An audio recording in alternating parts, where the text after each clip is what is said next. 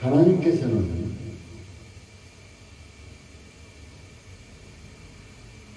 막연하게 하나님을 믿는 것을 원하시지를 않으십니다. 오늘 신명기서 1장 29절부터 33절 말씀을 가지고 안아주시는 하나님, 우리를 살포시 안아주시는 하나님에 대해서 잠시 말씀에 은혜를 나누기를 원합니다. 진정 우리 인간들 간에 연인들 간에 사랑하는 사람이 살포시 안아줘도 손만 잡아줘도 우리는 따스함을 느끼고 위로함을 느끼고 무엇인가 몰래 든든한 나의 편 생겼다고 해서 든든한 이런 것이 자기 모르게 스며들립니다. 아무것도 아니야. 그냥 안 하면 되는 거예요. 근데 많은 사람들이 하나님을 믿으면서 하나님께서 우리의 손을 잡고 이렇게 이끌어 주시면서 또한 살펴시 뒤에 와서 우리를 품에 안아주시고 위로해 주시는데 그것을 체험하고 살지 못하고 있습니다. 아멘. 지금 제가 얘기하는 것을 어떤 사람 잘못 듣기를 신비주의가 아니냐 이렇게 말할 수도 있을 것입니다. 그러나 진정 우리의 신앙은 머리로 아는 신앙이 아니라 진정 체험하는 신앙. 아멘. 이것이 하나님을 만나고 체험하는 신앙, 살아있는 믿음의 신앙이라고 얘기할 것입니다. 아멘. 오늘 본문의 배경은 이제 출애굽에서 한 1년 정도 지났어요. 크고 두렵고 이런 광야를 거쳐서 왔어요. 그런데 바로 앞부분에 보면 이제 이들이 12명의 정탐꾼을 보내서 가나안 땅 정탐으로 왔습니다. 그런데 10명이라는 12명인데 10명이라는 이런 족장들이 어떻게 해요? 절망적이고 비탄적이고 도저히 그들을 이길 수가 없고 그들은 우리보다 키가 엄청 크다. 우리는 그들의 앞에서 메뚜기 같다. 아주 절망 가운데 빠졌습니다. 이때에 이스라엘 백성들에게 모세는 담대한 신앙으로 격려하고 설득하는 전쟁입니다. 이 시간 이 시대에 빠진 사람이 있습니까? 절망에 빠진 사람이 있습니까? 진짜 그렇다면 오늘 하나님의 말씀을 통해서 절망에서 벗어나오시기 바라겠습니다. 아멘. 이스라엘 백성들이 불평하고 불안한 삶, 절망 가운데 사는 삶을 산 이유가 있어요. 하나님이 함께 하심을 느끼지 못했다는 거예요. 여러분들 예수를 믿으면서 예수님이 여러분과 함께 하심을 느끼고 살고 있습니까? 아멘. 순간 느낄 때도 있었지만 어느 때는 그냥 나 혼자 있냐 망망대해에 나 혼자 있냐 살아가는 사람이 얼마나 많이 있습니까? 느끼지 못하고 있다. 그래서 어떤 것은 기도해도 야 이거 하나님 주실까 말까 안 될 거야 이렇게 해서 믿지를 못하고 있다. 자기 혼자인 것 같은 광야의 삶을 살아가고 있다는 것입니다. 결국 이들은 땅만 바라보고 살아가요. 땅만 바라보고. 그러니까 고난의 길로 결국 자기 스스로 믿음이 없어서 하나님을 온전히 바라보지 못함으로 말미암아 고난의 길을 걸어가고 있다. 이렇게 말해도 될 것입니다. 이러한 자에게 신앙으로 바로 선 모세, 하나님을 만났던 모세, 그가 그들에게 이제 오늘 하나님 말씀을 통해서 위로하고 하나님의 품에 안기는 그들이 되기를 원하는 간절한 마음이 있었을 것입니다. 그렇다고 모세가 특별하게 광야 지나면서 특별 대우를 받고 온 거 아니에요. 그럼 어땠어요? 광야의 삶을 끊임없이 그들이 살았죠. 그들이 불평할 때 그 불평을 돌로 치려고 그를 할 때도 있었어요. 그는 그리고 시내산에 올라가서 하나님의 말씀을 받기 위해서 40년 동안 시켜가면서 그 말씀을 받아들이고 왔던 사람입니다. 모세는 그 장병 60만이니까 거의 한 200만은 되겠죠. 그 많은 이스라엘 백성들을 이끌고 무거운 짐을 싣고 왔어요. 그런데도 불구하고 그는 고난의 통로, 고난의 길을 간 것이 아니라 은혜의 통로로 그는 향했다는 것입니다. 왜? 하나님께 눈을 고정시켰어요. 그 불평하던 사람들은 땅만 바라보고, 땅만 바라보니까 어떻게 해요? 모래만, 먼지만 펄펄 나는 광야길이에요. 고난길 수밖에 없잖아요. 그런데 모세는 하나님께 눈을 고정시켰다는 것입니다. 그러니까 결국은 하나님의 품에 안겨서, 그는 육신이 고달프고 힘든 것 같았지만 하나님의 품에 안겨서 그 길을 왔다고 얘기해 주고 있습니다. 오늘 본문 말씀에서 이제 하나님께서 너희를 위해서, 나를 위해서 어떻게 하셨는가 한번 살펴보자. 30절에 보니까 이제 여호와께서 애굽에서 너희를 위하여 너희 목전에서 너희 보는 앞에서 행하셨다. 우리는 이것도 모르죠. 우리의 목전에서 하나님께서 살아계심을 증거하는데 이것도 체험하지 못할 때 많잖아요. 에이, 이건 우연이야. 우연이야 하고 넘길 때가 얼마나 많습니까? 목전에서 어떻게 해요? 모든 일을 행하시는 것 같이 이제도 지금도 너희를 위해서 싸우실 것이다. 아멘. 광야에서 아말렉군들이 이스라엘 백성들을 치료할 때 어떻게 했어요? 하나님께서 그들을 물리치셨어요.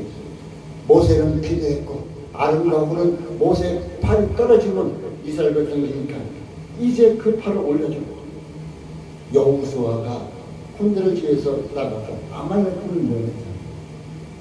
근데 그거에서는 여호수아가 승리한 것이 아니라 하나님께서 그 전쟁을 하신 것이잖아요. 왜? 모세가 온전히 기도했을 때는 하나님께서 주셨고 모세가 기도하지 않을 때는 어떻게 했어요? 이스라엘 백성에게 지지 않았습니까? 그것은 바로 하나님께서 이스라엘 백성 목전 앞에서 싸우셨다는 것입니다. 여러분, 일이 잘 풀렸습니까? 모든 일이 잘 풀리고 있었습니까? 하나님께서 여러분 목전에 그 일을 풀어주고 계셨던 것입니다.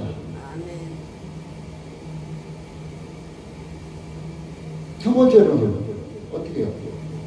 오늘 보니까 이곳까지 이렇게 했다. 너희를 이렇게 이곳까지 이렇게 하셨다. 31절에 보니까 너희의 행로 중에서 너희를 안에서 이곳까지 이렇게 하셨다. 지금 여러분 있는 그곳까지 이르게 하시는 것이 하나님이라는 것입니다. 여러분의 필요를 따라서 다 공급해 주셨다 그럽니다. 광야에서 제일 필요한 게 뭐예요? 물이죠. 하나님께서는 반석을 통해서 물을 내셨어요. 이 세상에 반석을 통해서 물을 낸 사람 누가 있습니까? 그들이 이제 반죽이 갖고 나왔던 반죽이 다 떨어지니까 먹을 것이 없다고. 저렇게 16장에 보면 아우상신 것 같아요. 아침마다 만나를 내렸어요. 만나. 그리고 그들이 고기를 먹고 싶다 하니까 메추라기를 낮게 날게 하셔서 그 메추라기를 먹게 하셨습니다.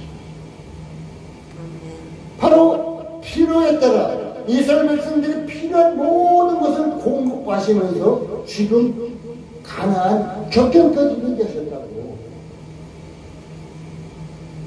여러분의 필요에 따라서 지금 천국 앞까지 이르게 하셨다고. 이제 믿음으로 들어가기만 하면 된다고. 말씀하고 계시는 것입니다. 그리고 오늘 보니까 세 번째, 갈 길을 지시하셨다. 너희 행할 길을 지시하신 자시라. 33절에 보면 그는 낮에는 구름 기둥, 이스라엘 그 광야에는 낮에 엄청 뜨겁습니다. 그래서 구름 기둥으로 그들에게 그늘을 주셨어요. 그런데 광야는 습도가 없다 보니까 이제 그늘만 지면 시원합니다. 그 뜨거운 강야도 시원하게 인도하셨어요. 우리가 답답해하고 힘들어할 때 그것을 누가 시원하게 풀어준다. 그 문제를 풀어주면 우리 속도 얼마나 시원하겠어요. 이와 같이 우리 하나님은 그들을 시원하게 인도하셨어요. 그런데 광야는 밤이 되면 춥습니다. 왜 그래요? 말도 안 되는 소리예요. 왜 낮에 그렇게 뜨거웠던 곳이 왜 추워요? 이렇게 외치려고 하더라도 밤에 춥습니다. 그래서 어떻게 해요? 불기둥 따뜻하게 보호하시면서 그들을 인도하시고 하고 오늘 성경은 얘기해 주고 있습니다. 또한 갈 길을 지시하셨다고 했는데, 행할 길을 지시하셨다고 했는데 광야에는 길이 없습니다. 광야에는 길이 없어요. 여호와께서 인도하셨음을, 하나님께서 가야 할 길을 인도하셨음을 볼 수가 있다 하고 우리는 알 수 있습니다. 하나님께서 인도하신 그 길 따라 나가면은 어떻게 해요? 축복의 길이라는 것을 꼭 기억해 주시고, 여러분도 하나님의 인도함을 따라서 나갈 수 있는 이런 신앙의 삶이 되시기 바라겠습니다. 아멘. 이제 이렇게 하시면서, 이렇게 설명해서 모세는 자기가 바라보는 하나님에 대해서 얘기해주고 있었어요. 신명기서 30장 6절에 보면은 30장 이하에는 고별설교죠. 모세가 이제 가나안 앞에서 고별설교를 합니다. 그런 고별설교를 통해서 하나님은 내 아버지다. 그런 고백을 합니다. 하나님은 내 아버지다. 자비로운 분이다. 그는 나를 사랑하시는 분이다. 그리고 나에게 생명을 얻게 하셨던 분이다. 모세는 40세에 이스라엘 민족을 구원하겠다고 이제 혈기로 하다가 살인자로 몰려서 이제 광야로 도망갔었습니다. 광야 40년 연단 기간을 통해서 80세에 하나님께 부름을 받고 이스라엘 백성을 인도합니다. 광야 40년이 지났지만 그는 어땠어요? 이 체력이 쇠하지 않았다는 거예요. 체력이 쇠하지 않았다. 건강했다는 얘기예요. 건강한 그 중에 하나님께서 그를 데려가셨습니다. 바로 그는 하나님을 내 아버지라고. 아버지는 어때요? 아버지 두려움의 대상인가요? 아니, 자비로운 분이잖아요. 그는 하나님을 사랑의 대상으로, 그는 하나님을 그리움의 대상으로,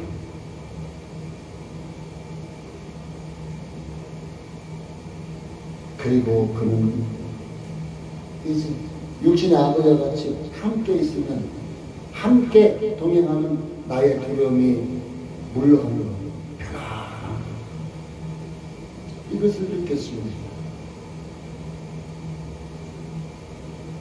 어떤 사람은 아버지 하면은 나에게 험한 소리만 한다, 채찍만 된다,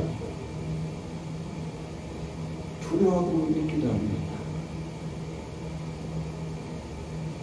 그러나 부모라는 것은 두렵거나 무서움의 대상이 아닙니다.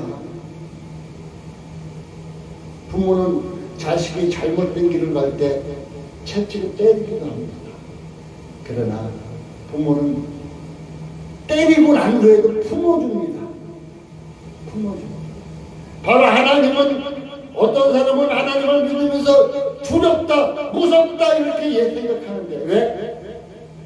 그것은 채찍하시는, 징계하시는 하나님만 바라보기 때문입니다. 우리가 징계하시는 하나님을 왜 징계하실까? 내가 잘못된 길을 걸어갈 때, 잘못된 삶을 살 때 하나님께서는 그 잘못된 것에서 벗어나서 하나님 기뻐하시는 삶으로 돌아오라고 징계하시는, 채찍하시는 것입니다. 사랑하기 때문에 그런 것이에요. 내가 사랑하지 않으면 신경 쓸 필요 없어요. 사랑하지 않으면 그냥 무관심 속에 내버려 두면 돼요. 무관심 속에 내버려 두면 돼요. 결론적으로 하나님께서 그냥 지옥 갈자로 내버려 두었다는 것은 그들이 하는 대로 신경 쓰지 않고 내버려 뒀다는 얘기예요. 부모가 자식에게 신경을 안 쓴다, 아예 무관심하다, 그것은 난 자식을 사랑하지 않습니다 하는 얘기나 같다고 얘기할 수 있을 것입니다. 그는 모세는 신명기서 33장 20절에 고백하기는 하나님은 나의 영원한 처소가 된다. 하나님은 나를 팔로 안으신다. 그래서 하나님 자체가 안식처가 됩니다. 하나님 자체가 그냥 한마디로 하나님만 이름만 부르면 그 자체가 안식이 되고 그 자체가 위로가 되고 그 자체가 힘이 된다고 고백하고 있습니다.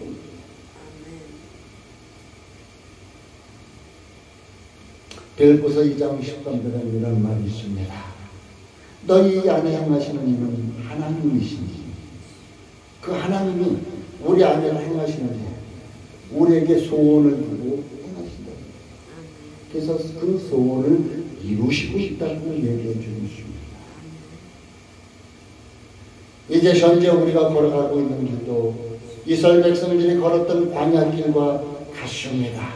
세상 광야길에 눈물도 있고 땀도 있고 고독의 길도 있고 참으로 어려운 길도 많이 있을 것입니다.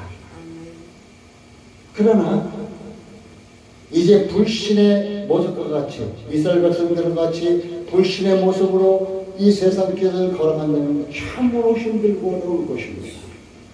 그러나 모세와 같이 하나님을 바라보면서 하나님께 눈을 고정시키면서 나아간다면 비록 육신적으로는 고달픈 일이 있다 할지라도 하나님의 사랑을 체험하면서 나아갈 수 있게 된다는 것입니다.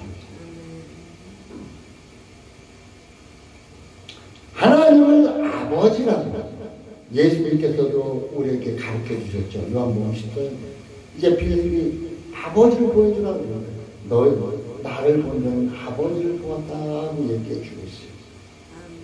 이제 로마서 8장 15절에는 너희는 다시 무서워하는 종의 영을 받지 아니하였고 양자의 영을 받았으니 아빠 아버지 이렇게 부릅니다. 하나님을 아버지라고 부르는데요. 하나님을 아버지라고 부르는데요.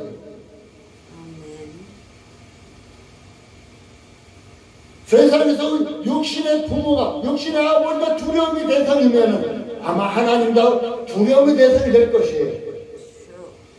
육신의 아버지가 나를 사랑하시는 부모다.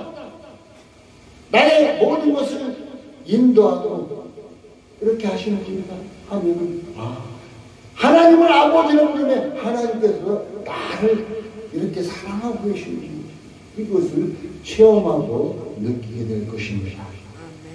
우리를 안고 걸으시는 하나님, 우리를 한번 상상해 보세요. 잠시 들어가고 상상해 보세요. 아기가 부모의 품에 안겼을 때, 아기가 부모의 품을 안겼을 때 그 아기는 새근새근 잠을 잘 잡니다. 얼마나 편안해 있습니까?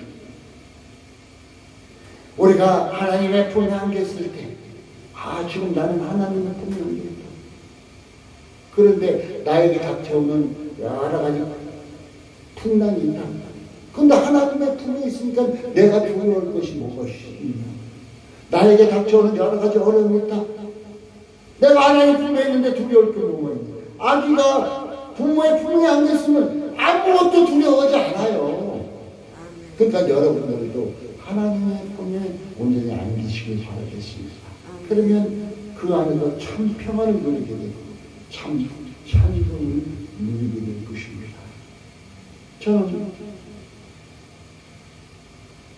우리 예수님께서, 부활하신 예수님께서 이제 불안했던 제자들에게 나타나셔서 평안하지 않다. 그 말씀이 예수님 걸 만나는 안 있다가 그 말씀이 내 마음에 꽂혔습니다. 평안하죠. 그래서 그 평안이 내 속에 들어옴으로 말미암아 순간순간 어려움이 있었지만 그 평안으로 말미암아 그 어려움도 극복할 수 있었다는 것입니다. 바로 안고 걸으시는 하나님을 느끼고 체험하게 되면 평안을 느끼고 찬송이 나올 수밖에 없다는 것입니다. 제가 사도바울 선생님 같이 이제 일을 하면서 목회를 합니다. 왜? 가정이 있다 보니까, 자녀가 있다 보니까. 그런데 이제 한 3년, 4년 전에 이제 일을 해야 되는데 건물을 거기다 진 것을 이제 그 거푸집을 다 떼어내는 그 일을 하는데 이제 옥탑 그 지붕 위에 올라갔습니다.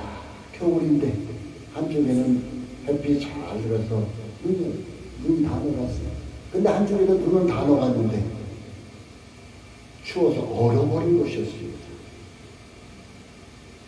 그래서 저는 이제 양지바른 곳으로 올라갔으니까 괜찮겠지. 발을 디뎠는데 내 몸이 쫙 미끄러 떨어지는 것입니다. 주여 주여 하고 부르는 그 순간 내 마음속에 두려움이 없었어요. 두려움이 전혀 없었어요. 누군가 나를 아는 것 같아요. 떨어지는데도 그 건물에서 떨어지는 누군가 나를 아는 것 같아요. 이제 거기서 떨어지면 중상 아니면 사망을 할 수 있습니다. 근데 어떻게 누군가 나를 안으셨다는 그 느낌이 들었듯이 내가 그 바로 아래층 베란다 턱에 나는 다 걸쳐 있었습니다. 그렇다고 어디 뼈가 부러집니까? 바로 하나님께서 나를 품에 안으셨다는 것입니다. 저는 늘 얘기합니다. 내 뒤에는 나를 수호하는 수호 천사가 둘이 늘 따라다닌다. 아마 그 수호 천사도 나가 떨어지는 것을 이제 도와주실 것입니다. 바로 하나님께서 우리가 절망에 빠지고 어려움에 빠지고 이럴 때 안으신다는 거예요. 우리를. 이것을 나는 여러분들이 체험하기 원한다는 것이에요. 맞아는 하나님이 아니라 진짜 나를 품에 안으시는 그 하나님을 느끼는 것입니다. 나를 안으시고 인도하시고 하시는 하나님을 머리로 이해하려 마십시오. 머리는 도저히 이해할 수가 없습니다. 하나님에 대해서 이제 예수님의 십자가의 은혜에 대해서 도저히 머리로 이해할 수가 없습니다. 그냥 우리가 부모의 품에 안기고 느끼고 체험하십시오.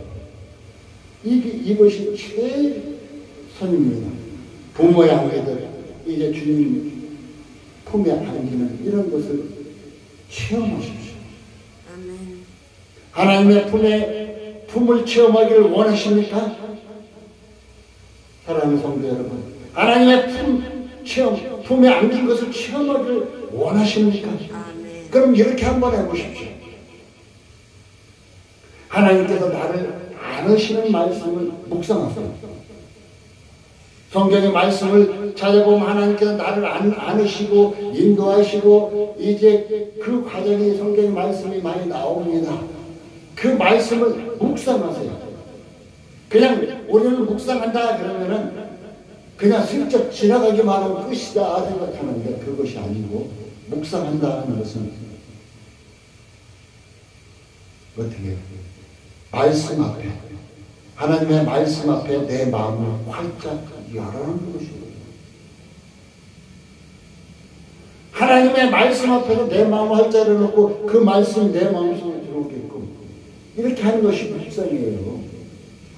한번 그 옛날 내가 읽었던 성경책 한번 이렇게 뒤돌아보고 암송하고 그거 묵상 아닌가? 아니, 말씀 앞에서 자기를 열어놓는 거예요. 말씀을 안으시는 말씀을 묵상하라 그랬죠. 근데 난 시간이 없고 뭐하고 어쩌고 그러면 말씀을 묵상할 환경을 만드십시오. 환경을 한번. 그리고 말씀의 현장 속으로 들어가 보십시오. 이러면은 아마 하나님의 품에 안긴 것을 체험하게 될 것입니다. 말씀을 묵상하라 그랬어요. 두 번째로는 하나님의 품에 안긴 자녀처럼 행동하십시오. 그리스도인이면 그리스도인답게 행동하라고 얘기했듯이 하나님의 품에 안긴 자녀처럼 행동하는 것입니다. 이제 마가복음 11장 23절 24절에 보면 네가 이걸 믿느냐? 이렇게 될 줄 믿느냐? 그러면 그렇게 될 줄 알고 행동해라. 우리는 기도하고 하나님께서 무엇인가 해결해 주시겠다고 확신이 왔어요. 근데 그 다음에 또 기도하고 될까? 안 될까? 주저하는 것이죠. 이건 믿는 게 아니잖아요. 확신이 왔으면 아멘 감사합니다. 이거죠. 될 줄을 알고 행동하는 것이 믿음이에요. 될 줄 알고 하나님께서 나를 품에 안으실 줄 알고 나를 품에 안고 가실 줄 알고 행동하는 것이 바로 믿음이다. 우리는 믿는다 하면서 간혹 믿지 못하고 의심과 불신 속에서 살아가기도 합니다. 가난한 적경에서 오늘 어때요? 이 사람들은 불신의 사람이 있었고 믿음의 사람이 있었고 늘 공존하죠. 여러분 마음속에 불신과 믿음이 교차합니까? 하나님의 말씀을 묵상함으로 말미암아 그 말씀으로 이제 불신을 온전히 물리치시길 바라겠습니다. 부모가 부모에게 안기는 아기는 어렸을 때부터 부모에게 안기는 아기는 참 건강하게 자라요. 누가 말하지 않으면 다 알 수 있을 거예요. 부모에게 안기는 아기는 건강하게 자랍니다. 바로 우리의 신앙도 하나님 품에 안기는 삶을 사는 신앙인들은 진짜 신앙이 아주 건강하게 잘 자라고 있습니다.